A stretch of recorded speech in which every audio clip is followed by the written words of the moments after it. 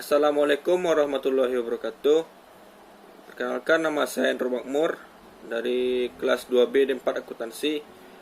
Pada kesempatan kali ini saya akan menjelaskan tentang akuntansi manajemen CP kedua objek harapan 11 dan 12, yaitu tentang definisi dan konsep dasar harga transfer dan metode penentuan harga transfer.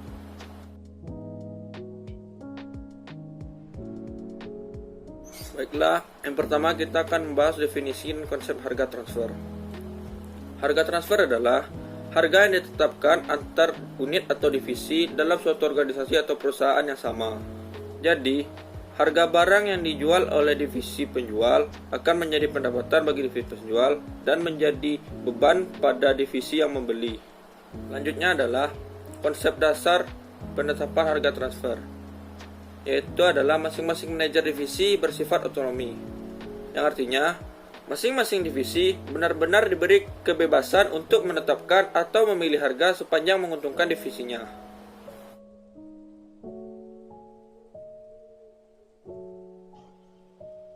Pada perusahaan ABC, divisi A memproduksi komponen dan mentransfernya ke C dengan harga transfer 30 per unit. Sedangkan divisi C membeli komponen dari A dengan harga transfer 30 per unit dan menggunakan komponen tersebut untuk memproduksi produk akhir. Harga transfer 30 per unit pada divisi A dicatat sebagai pendapatan yang dapat meningkatkan laba bersih dan meningkatkan ROI. Dan sedangkan pada divisi C, harga transfer yang 30 per unit adalah biaya bagi divisi C yang dapat menurunkan laba bersih dan menurunkan ROI. Dari contoh tabel di atas, kita dapat mengetahui apa saja dampak dari harga transfer. Baiklah, kita akan membahas topik selanjutnya, yaitu metode penentuan harga transfer.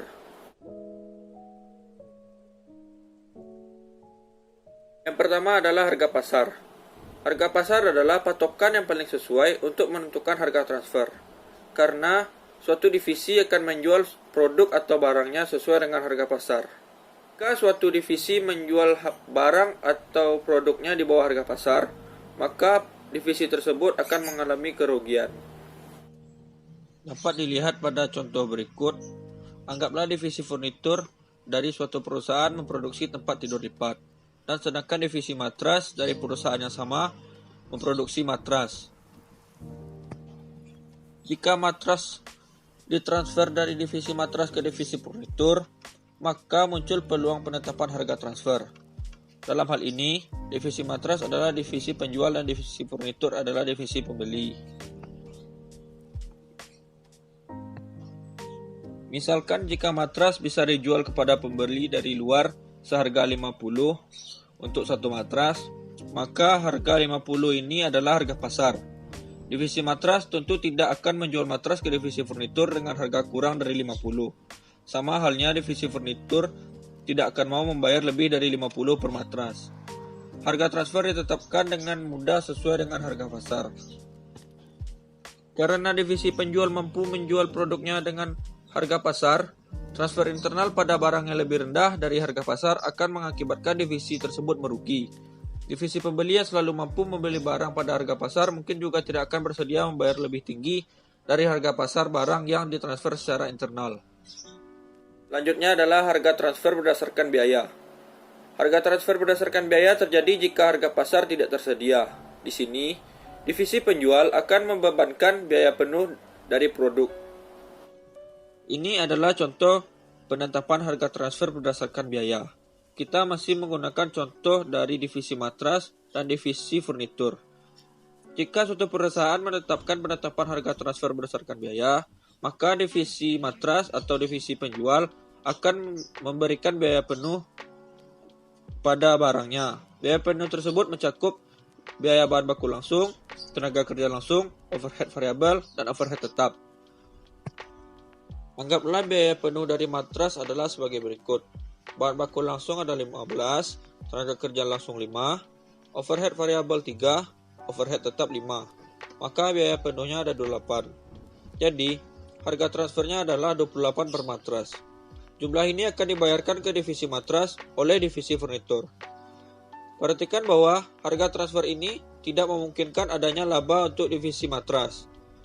Divisi matras mungkin akan berusaha mengurangi produksi untuk matras dari tempat tidur lipat dan meningkatkan produksi matras yang akan dijual ke pihak luar.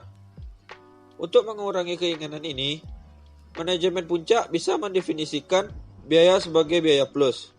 Dalam hal ini, anggaplah perusahaan mengizinkan penetapan harga transfer sesuai biaya plus 10%. Jadi, harga transfer adalah 30,8. Selanjutnya adalah harga transfer yang dinegosiasikan. Secara khusus, pendekatan ini berguna saat kondisi pasar tidak sempurna, seperti kemampuan divisi di dalam perusahaan untuk menghindari biaya penjualan dan distribusi. Dalam hal ini, biaya yang dihemat bisa dibagi di antara dua divisi.